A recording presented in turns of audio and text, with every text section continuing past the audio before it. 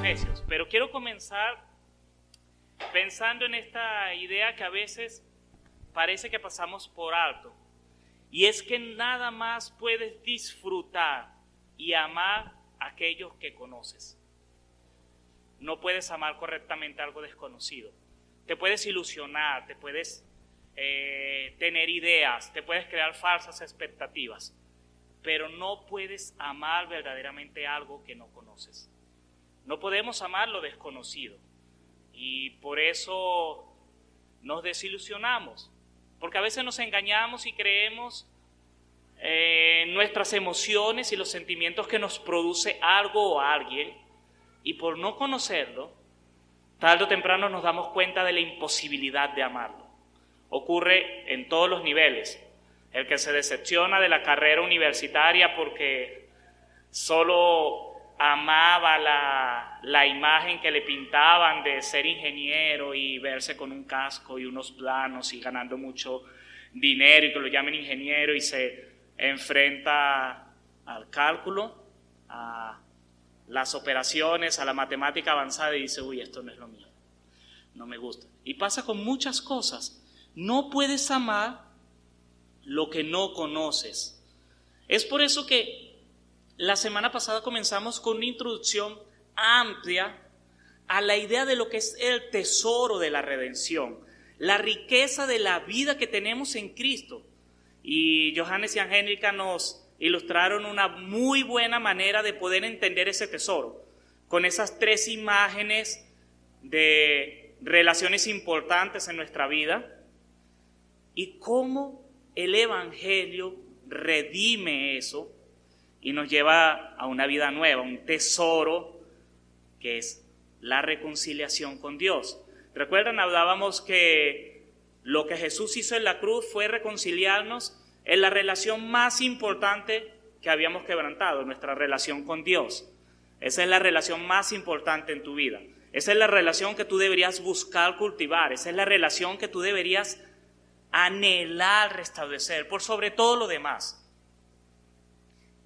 Y que la obra de la cruz restaura esa relación. No la restaura a modelo original, por lo menos no todavía. Seguimos teniendo vidas difíciles y vidas en las que a veces hay desiertos, pero ahí vamos mejorando. Pero también hablaba de cómo se restauraban otras 3 relaciones importantes. La que es con nosotros mismos, la que es con los otros y la que es con el resto de la creación, con la naturaleza, con todo lo que Dios nos ha dado. Les hago este repaso porque creo que ese taller es algo que ustedes deberían ver, está en nuestro canal de YouTube, pueden volver a verlo, porque esa es la base para algo, para lo que vamos a ir aplicando durante todas las predicaciones en Efesios, recordando lo que el Señor ha hecho y cómo eso es un tesoro para nosotros. No podemos amar lo que no conocemos. Y eso es un dilema, porque suele pasar que pasamos la vida teniendo tesoros muy cerca de nosotros y no aprovechándolos. Tesoros valiosísimos y por no conocerlos los desperdiciamos. A veces pienso que los creyentes en la iglesia, nosotros, somos como un hombre que tuvo por muchos años un cuadro en su sótano y él no sabía que el autor era un autor famoso, y por muchos años tuvo el cuadro ahí arrumado hasta que, haciendo una venta de garaje, decidió venderlo como una baratija. Y lo vendió pensando no en el cuadro, sino en cuánto podía sacarle de ganancia al marco del cuadro. Y lo vendió, hasta que al poco tiempo se entera que ese mismo cuadro ha sido vendido en una subasta por una fortuna, porque era un cuadro valioso, de un autor valioso. Él no conocía el valor de ese cuadro, así que lo consideraba una baratija y desperdició la oportunidad de disfrutar de esa riqueza. A veces en la iglesia nuestra fe, nuestra relación con Dios la tratamos como una baratija. Por lo menos no es lo primero que está en nuestras prioridades. A veces sencillamente vemos la fe como ese pasaje que necesito para ir al cielo. O tal vez vemos la fe como un medio para tener paz, porque estoy atormentado por las culpas y necesito paz, entonces voy a buscar la fe para tener paz. Otras veces es porque es un tipo de vida chévere y viene gente chévere y conozco gente chévere y vamos a un lugar chévere llamado iglesia y cantamos canciones chéveres, así que esa es mi fe, se reduce a, en cierto modo decir, un medio para tener aceptación social, para ser aceptado socialmente. De alguna u otra manera, no importa, ese tipo de fe a veces es como una baratija, no le estamos valorando en toda su magnitud. Cuando tú te pones a considerar lo que la Biblia nos habla, de lo que Dios hizo y de la fe que tenemos, debería ser como cuando te paras frente a una obra de arte o algo grandioso y te quedas sin palabras, y te quedas abrumado y te quedas asombrado y dices, wow, esto no puede ser, esto tan grandioso, esto es un tesoro. Tu fe debería provocarte asombro, debería provocarte un sentido de estar abrumado, de estar impresionado, algo indescriptible. Eso era lo que orábamos esta mañana en el Salmo 8. Ese sentido de asombro de decir, wow, ¿quién soy yo? ¿Quién es el hombre para que lo consideres? Y quiero esta mañana que empecemos a caminar, a entender cómo asombrarnos de nuestra fe y cómo empezar a verla como ese tesoro. Tu fe, no importa si llevas 20 años en la iglesia o apenas viniste hoy, o apenas estás conociendo hoy de la fe. La fe debería ser algo que te asombre, algo que te llene de sobrecogimiento y digas, wow. Y quiero esta mañana que en el primer capítulo de Efesios podamos ver esa fe, cómo ha sido forjada, cómo ha sido esa riqueza del Evangelio hecha por la mano de un Dios trino desde la eternidad, y que podamos ver esto como una obra asombrosa donde vemos a Dios obrando de una manera que a mí me sobrecoge, me parece asombrosa. Así que quiero invitarte a leer Efesios capítulo 1.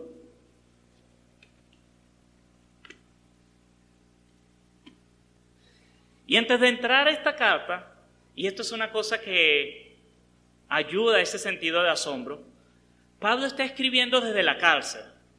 Él está preso. Y uno esperaría que un preso no escriba tan animado, pero Pablo escribió palabras de gracia y de gozo desde la cárcel. Y es porque él está viendo lo que Dios ha hecho. Y él está viendo el cuadro de la salvación. Y cuando ves ese cuadro no puedes decir sino, wow, qué cosa más asombrosa. Él está escribiendo a la iglesia de Éfeso. Y esta es una carta para afirmar la fe y para resaltar esta idea. La fe que tú tienes en Jesucristo es el mayor tesoro que puedes tener en esta vida. Y no solo por lo que te da, sino por lo que significa. Cuando empiezas a comprender lo que Jesús hizo en la cruz, lo que Dios hizo desde el principio, lo que el Espíritu Santo hace en tu vida, eso es algo que tú debes quedar asombrado. Y eso es lo que Pablo dice aquí en Efesios capítulo 1. Así que quiero que leamos primero los versos del 1 al 14 y luego leeremos el resto del capítulo. Así que leo para ustedes y en las pantallas está el pasaje. Dice: Pablo, apóstol de Cristo Jesús por la voluntad de Dios, a los santos y fieles en Cristo Jesús que están en Éfeso, que Dios nuestro Padre y el Señor Jesucristo les concedan gracia y paz. Alabado sea Dios, Padre de nuestro Señor Jesucristo, que nos ha bendecido en las regiones celestiales con toda bendición espiritual en Cristo. Dios nos escogió en Él antes de la creación del mundo, para que seamos santos y sin mancha delante de Él. en amor nos predestinó para ser adoptados como hijos suyos por medio de Jesucristo, según el buen propósito de su voluntad, para alabanza de su gloriosa gracia que nos concedió en su amado. En Él tenemos la redención mediante su sangre, el perdón de nuestros pecados, conforme a las riquezas de la gracia que Dios nos dio en abundancia con toda sabiduría y entendimiento. Él nos hizo conocer el misterio de su voluntad conforme al buen propósito que de antemano estableció en Cristo, para llevarlo a cabo cuando se cumpliera el tiempo, esto es, reunir en Él todas las cosas, tanto las del cielo como las de la tierra. En Cristo también fuimos hechos herederos, pues fuimos predestinados según el plan de aquel que hace todas las cosas conforme al designio de su voluntad, a fin de que nosotros, que ya hemos puesto nuestra esperanza en Cristo, seamos para alabanza de su gloria. En Él también ustedes, cuando oyeron el mensaje de la verdad, el evangelio que les trajo la salvación, y lo creyeron, fueron marcados con el sello que es el Espíritu Santo prometido. Este garantiza nuestra herencia hasta que llegue la redención final del pueblo adquirido por Dios para alabanza de su gloria. Esta primera parte de la carta es un himno, es un canto de adoración en el que Pablo reconoce a nuestro Dios Trino, Dios Padre, Dios Hijo y Dios Espíritu Santo, obrando la salvación. Y habla de la salvación, y es la Trinidad actuando en la salvación. Así que quiero que miremos este pasaje en tres partes.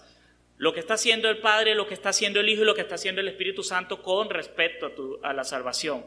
Y ya de por sí solo eso es algo que debería asombrarte, porque es todo Dios, las tres personas de la Trinidad trabajando para salvar un pueblo. Eso ya de por sí solo debería ser un motivo de asombro. Pero entonces veamos estas tres partes. Y la primera son los versos que van del 3 al 6. Y ahí vemos a Dios Padre obrando para darte una vida llena de propósito.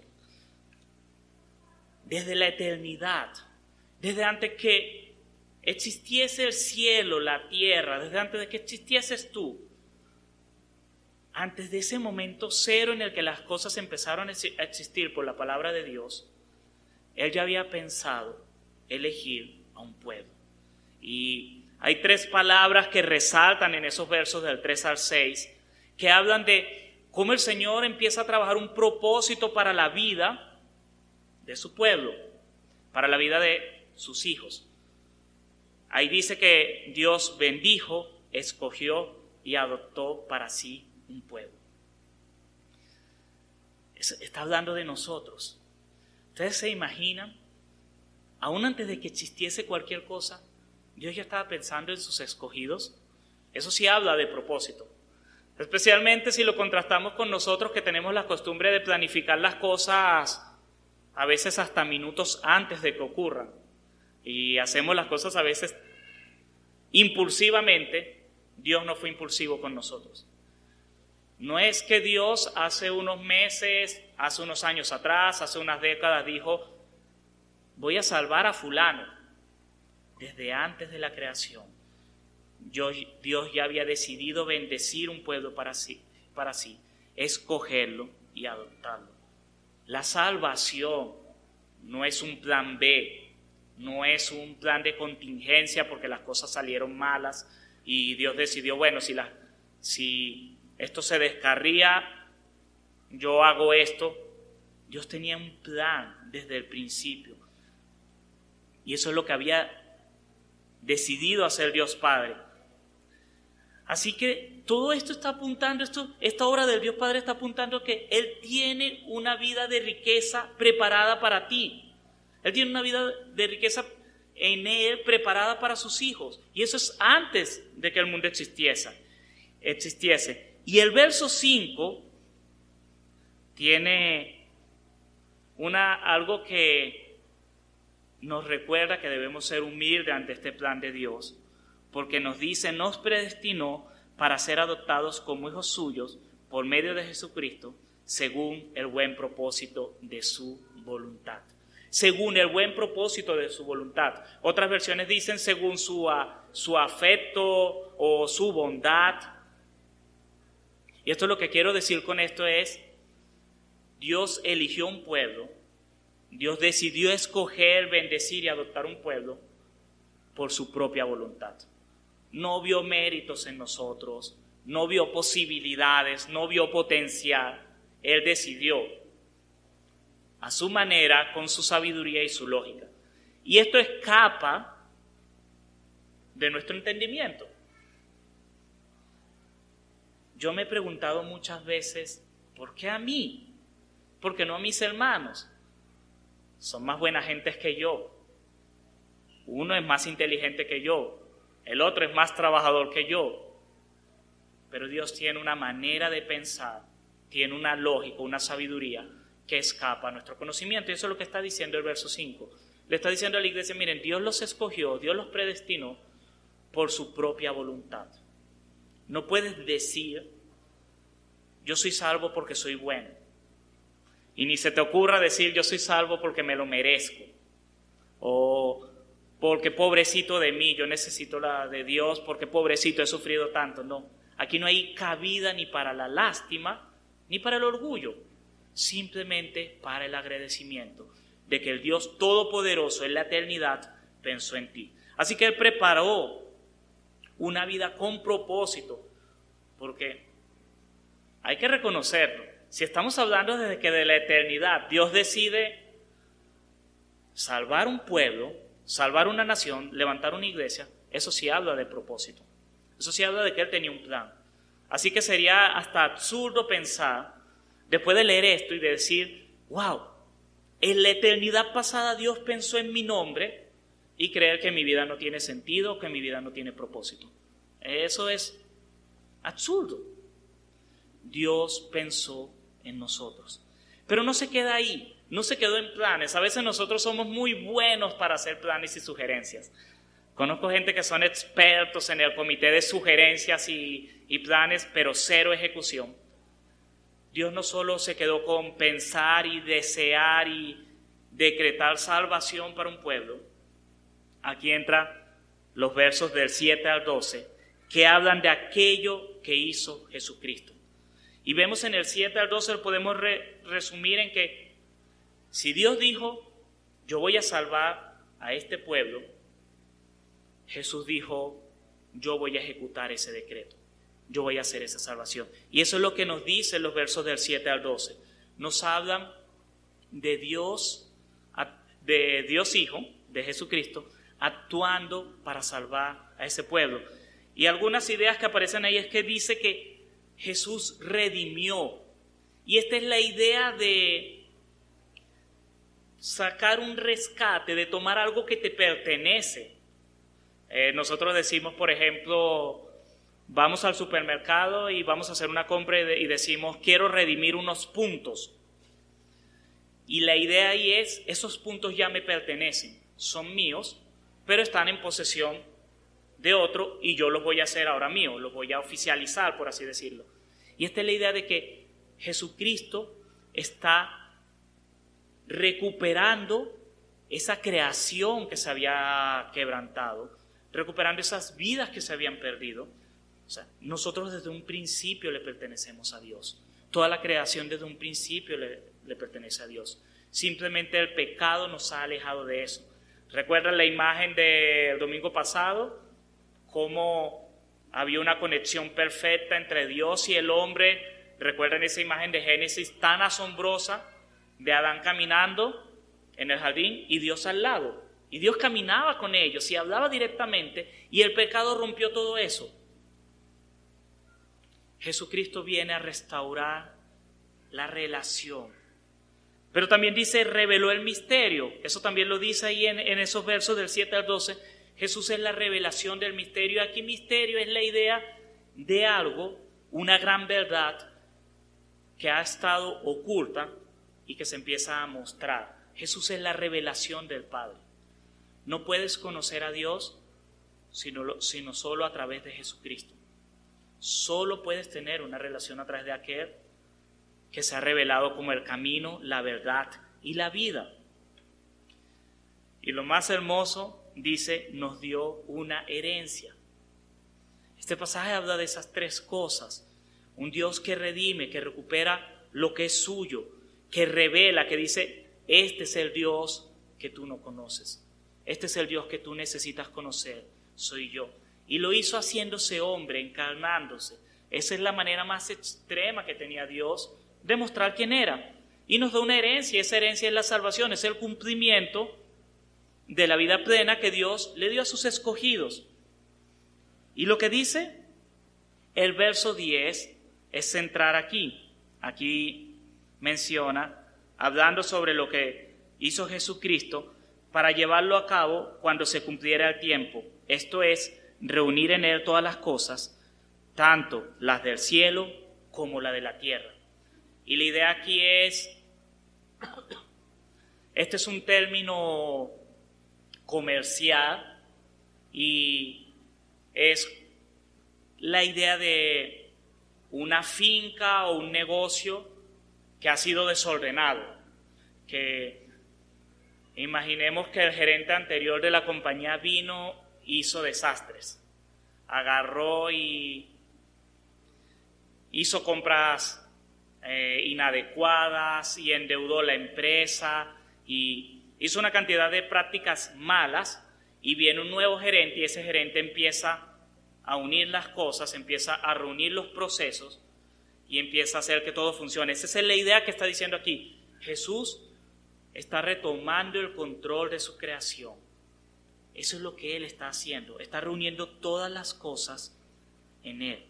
Así que lo que está haciendo Jesús en este pasaje en cuanto a la salvación, Él te está mostrando que en Él puedes tener una riqueza para tener una vida liberada para hacer la voluntad de Dios. No solamente decir, wow, soy salvo porque Dios quiso que yo sea salvo, porque Dios me escogió, y ahora ¿cómo hago? Jesús vino y quitó todas las barreras, quitó todos los estorbos que impedían que nosotros pudiésemos vivir esa vida en libertad.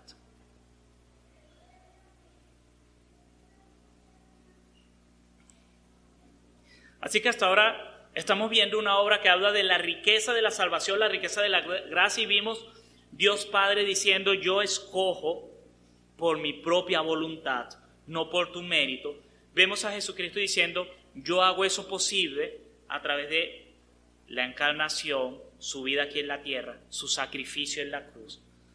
Y eso simplemente debería asombrarse.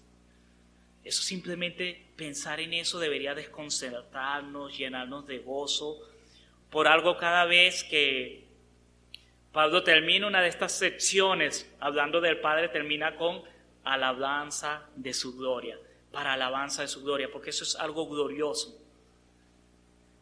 Pero todos también sabemos la realidad de que una cosa es saber que eres libre y otra es vivir realmente como alguien libre. O sea, son dos cosas que a veces pueden ser diferentes. A veces puedes tener el título, pero a veces no tienes la capacidad para ejercerlo, no tienes la capacidad para cumplirlo. Y es por eso que entra la última parte de esta oración, los versos 13 y 14 que hablan del Espíritu Santo, que hablan de aquel que hace posible que vivas la riqueza de tu vida en Cristo. Los versos 13 y 14 pasan a hablar ahora de lo que pasa desde ahora hasta el futuro, hasta tu eternidad, hasta que Cristo venga. Podríamos incluso pensar también en ver este pasaje pensando en el tiempo. El Padre en la eternidad pasada dice, yo te escojo. Jesús en el presente dice, yo te libero y yo hago efectiva esa salvación.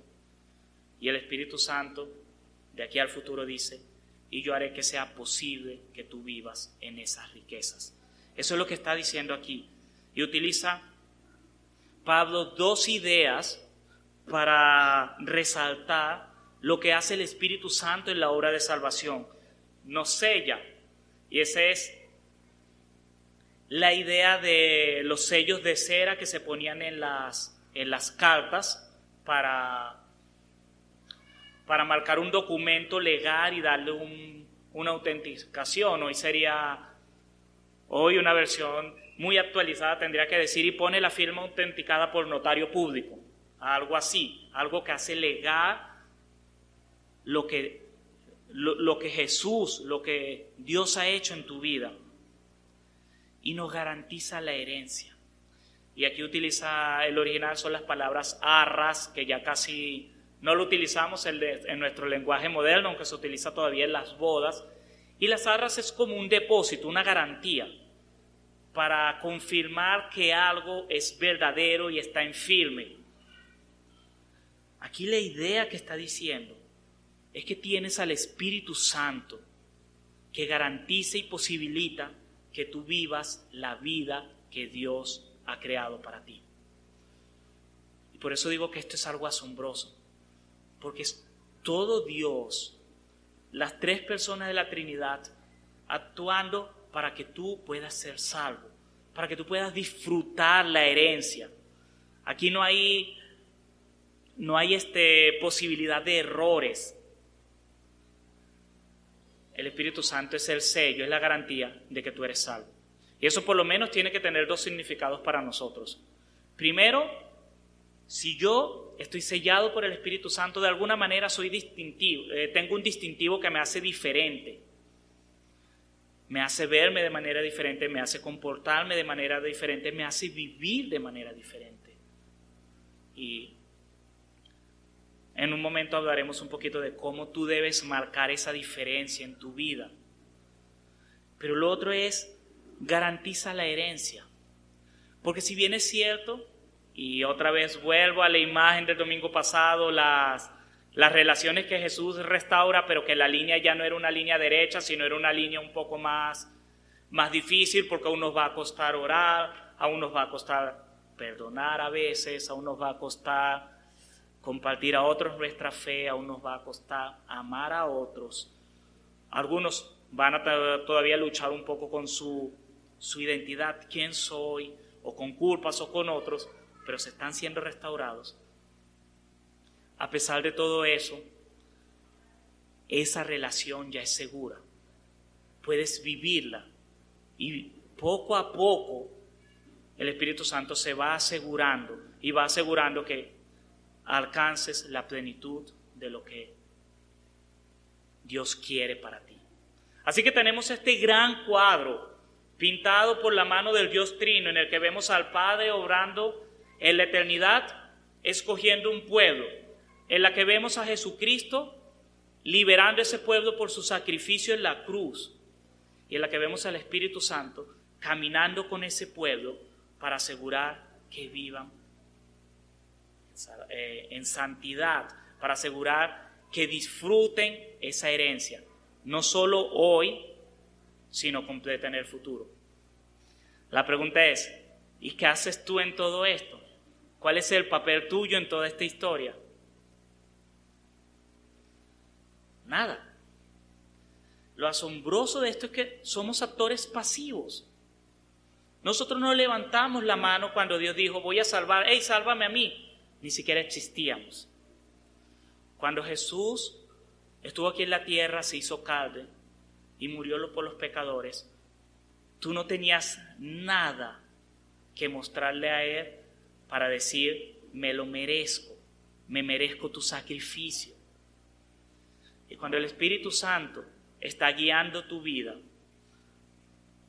recordándote, no vayas por allá, no peques, tampoco te lo mereces. No merecemos ser morada de Dios si lo somos. Somos actores pasivos en la salvación. Pero la pregunta es, entonces, ¿qué hacemos? Deberíamos hacer algo. O sea, tampoco somos seres inertes. ¿Qué debemos hacer? Deberíamos hacerlo con lo que termina Pablo en este pasaje, que son los versos 2, del 15 al 23. Y es la respuesta en la que deberían terminar nuestros encuentros de admirar la riqueza de la salvación que Dios ha derramado para su pueblo, y es orando con acción de gracias. La oración debería ser la respuesta de un pueblo que reconoce lo que Dios ha hecho por él. Y fíjense cómo Pablo ora después de que él mismo ha dicho todo este himno, esta oración de trinitaria, donde está Dios Padre, Dios Hijo y Dios Espíritu Santo. Él vuelve y ora y recuerda cómo es su oración ante este panorama. Y dice en los versos del 15 al 23: por eso yo, por mi parte, desde que me enteré de la fe que tienen en el Señor Jesús y del amor que demuestran por todos los santos, no he dejado de dar gracias por ustedes al recordarlos en mis oraciones. Pido que el Dios de nuestro Señor Jesucristo, el Padre glorioso, les dé el espíritu de sabiduría y de revelación para que lo conozcan mejor. Pido también que les sean iluminados los ojos del corazón para que sepan a qué esperanza Él los ha llamado, cuál es la riqueza de su gloriosa herencia entre los santos y cuán incomparable es la grandeza de su poder a favor de los que creemos. Ese poder es la fuerza grandiosa y eficaz que Dios ejerció en Cristo cuando lo resucitó de entre los muertos y lo sentó a su derecha en las regiones celestiales, muy por encima de todo gobierno y autoridad, poder y dominio, y de cualquier otro nombre que se invoque, no solo en este mundo, sino también en el venidero. Dios sometió todas las cosas al dominio de Cristo y lo dio como cabeza de todo a la iglesia. Esta, que es su cuerpo, es la plenitud de aquel que todo lo llena por completo. Cuando tú ves la grandeza de la obra de Dios y solo puedes decir, gloria a ti, alabado sea tu nombre, Señor. Solo puedes responder en adoración a aquel que se merece toda la gloria y toda la honra. Y eso es lo que Pablo está diciendo en esta oración. Tú debes responder en adoración, tú debes responder en oración, tú debes agradecer a Dios por ese acto tan maravilloso de la salvación. Y a manera de aplicación quiero que mires 3 cosas en esta oración que pueden ayudarte a conocer más ese tesoro que Dios ha dado en tu salvación, que Dios ha dado a tu fe, y puedas crecer en conocerlo y puedas amarle más. Lo primero que Pablo dice y que tú deberías pensar es conocer más a Dios. Eso es lo que Pablo está diciendo aquí en el verso 17, cuando dice: pido que el Dios de nuestro Señor Jesucristo, el Padre glorioso, les dé el espíritu de sabiduría y de revelación para que lo conozcan mejor. Y aquí conocer no se trata de simplemente adquirir información. La palabra conocer aquí es el preciso y correcto conocimiento de Dios. No son datos aleatorios, no son datos al azar, no son exceso de información, es el preciso y correcto conocimiento de Dios. Conocer a Dios de la manera correcta, de forma que eso pueda cambiar tu vida. Y pienso aquí en una imagen a veces que me ayuda a entender qué significa esto de conocer a Dios, de cómo debo yo conocer a Dios. Y pienso en los tiempos de estudiante, esos tiempos cuando nos tocaba estudiar en la universidad, en el colegio, no sé, y venía un examen. Hay dos formas de conocer para prepararse en un examen. La primera es cuando nos sentamos y estudiamos 15 minutos antes del examen. Y estamos 15 minutos antes del examen intentando memorizar información y repitiendo el concepto, 10 minutos y aún estamos ya sentados en el examen, antes de que comience el examen en nuestro puesto, el profesor llega y todavía estamos con la hojita leyendo conceptos. Simplemente estamos adquiriendo información y lo más probable es que esa va a ser información que vas a tener en tu memoria de corto plazo. Y puede que hasta salgas bien en el examen, porque puede que hasta tengas la suerte de que el concepto que memorizaste era la pregunta que estaba en el examen y respondiste. El reto es, una semana después intenta responder el mismo examen y no te acuerdas de nada. Simplemente tuviste contacto con información, no reflexionaste, solo la tragaste y la tuviste a la mano para responder una pregunta puntual. A veces queremos solo tener cosas de Dios, información, y no estamos reflexionando.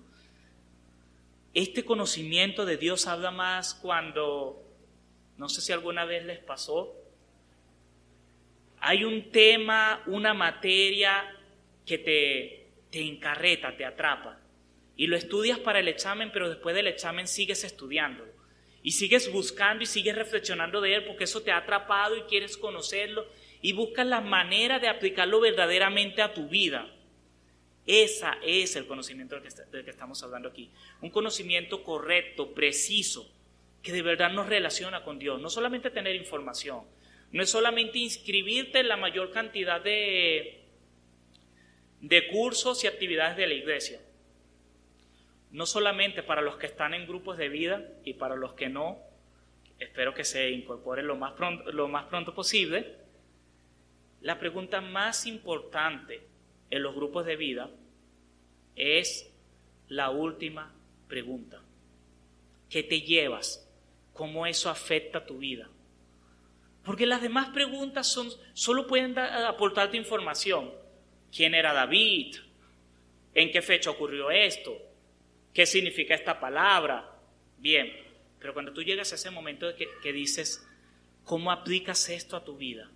Es cuando estás volviendo ese conocimiento correcto y preciso sobre Dios. Ese conocimiento que te transforma. Esa es la pregunta más importante.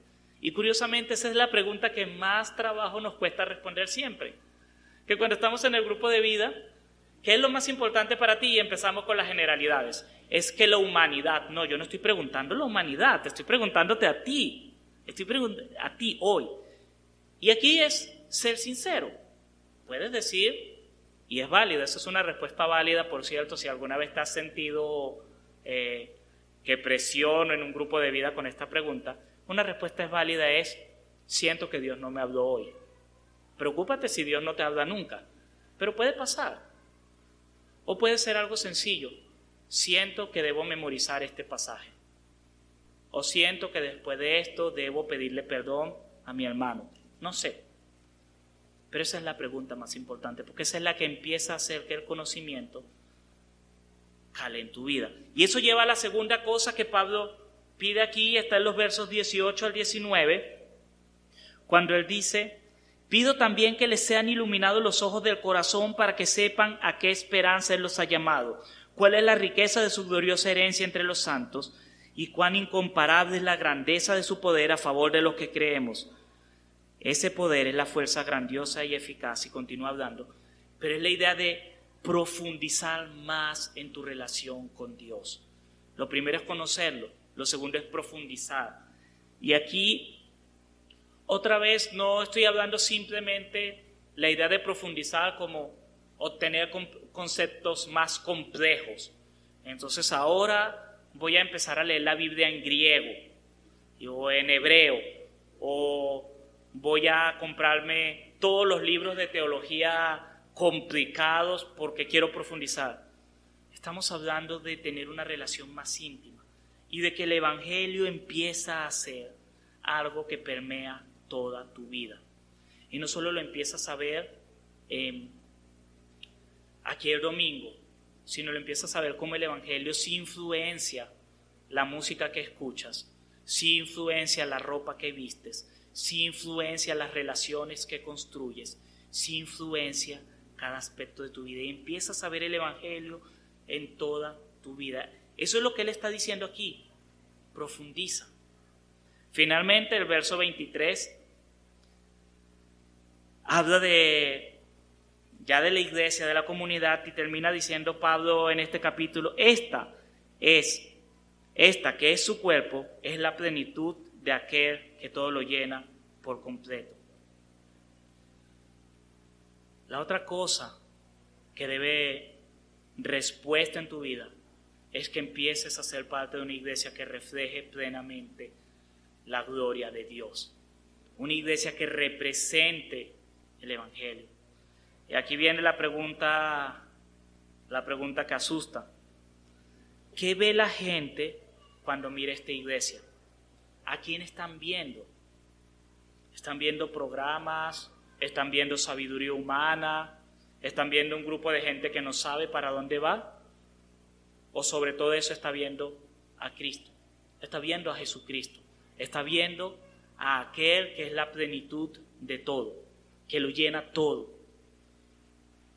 Nuestra respuesta en oración debería tener esos tres componentes: conocer más de Dios, profundizar más en Dios y reflejar más a Dios, reflejar más a Jesucristo. No solamente quedarnos con qué bueno soy, qué maravilloso soy, sino cómo reflejo más y más a Jesucristo. Sí, aún en medio de tus enfermedades, aún en medio de tus dolencias, aún en medio de tus limitaciones, aún en medio de tus fallas, reflejar a Jesucristo. Y estas tres cosas las puedo resumir en esta frase que es más fácil de recordar: debes probar las riquezas de la gracia de Dios en tu vida. Todo esto es experiencial, es experimentar, es relacionar. El Evangelio no es teórico. O sea, tú puedes estudiar teología, pero eso no te hace un buen creyente. Te hace un buen creyente vivir esa teología, vivir esa fe. Y para eso no necesitas ir a una universidad, necesitas caminar con el Señor. No sé cómo tú puedes vivir esa riqueza. Eso, porque es como decirte, debes vivir la vida con Cristo. Y para eso no hay una fórmula. Yo no les puedo decir 5 pasos para que vivas la vida. No funciona así. O sea, simplemente tú debes ponerte a caminar. Esta serie de Efesios es explorar esa riqueza de tu vida en Cristo y que empieces a conectarla con las cosas que tú estás viviendo y puedas disfrutarlo. Pero quiero darles una idea. Como dije, no te puedo decir cómo hacerlo, pero sí te puedo decir cómo yo lo estoy empezando a hacer. Cuando estaba leyendo este pasaje y estaba orando y preguntándome: Señor, ¿cómo yo puedo disfrutar más la riqueza de la vida que tú me has dado? Una de las cosas que me vino a la mente es: vas demasiado rápido, estás metido en muchas cosas. Y para mí ha sido una bendición esta semana, ha sido maravilloso poder empezar a ir más lento. ¿A qué me refiero con ir más lento? He dedicado más tiempo a estar en mi casa, a estar con mis hijos, a leer la palabra. O sea, no he hecho nada extraordinario, simplemente bajé un poco la velocidad y uno empieza a ver los frutos, porque empiezo a disfrutar más sabor en lo que leo, en mis tiempos con Dios, en las relaciones que Dios me ha dado. Siento que a veces corro tanto, tengo tantas cosas en la cabeza que no me doy cuenta de las incongruencias que estoy viviendo.